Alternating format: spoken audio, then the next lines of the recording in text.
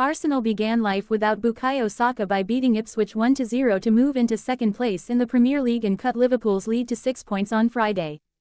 Kai Havertz scored the only goal as Arsenal failed to turn their dominance into a more convincing scoreline. The lack of a clinical goalscorer may ultimately cost Mikel Arteta's men a First League title in more than 20 years, but they took advantage of Chelsea's shock 2-1 defeat against Fulham on Thursday to become Liverpool's closest challenger. Kai Havertz scored the only goal as Arsenal failed to turn their dominance into a more convincing scoreline.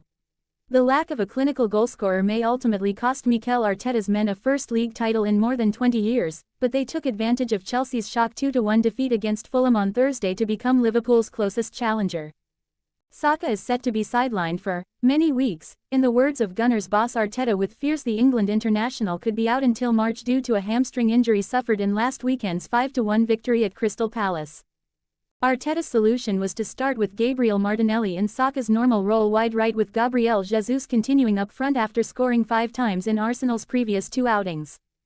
The home side were dominant in possession but had few clear-cut chances to show for it until the final quarter.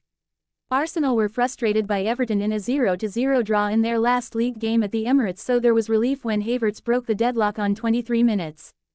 The German prodded high into the net from Leandro Trossard's low cross for his 12th goal of the season. Jesus did find the net once more with a cheeky finish between the legs of Aregenet Muric from an almost impossible angle, but was flagged offside.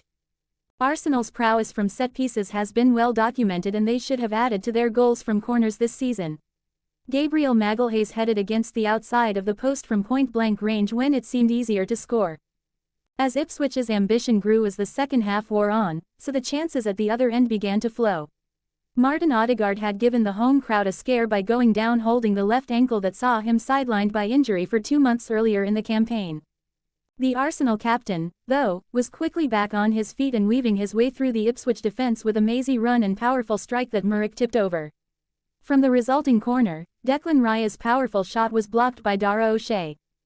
Havertz then wasted a glorious chance for his second, and Muric saved once more from Mikel Merino to ensure a nervy ending.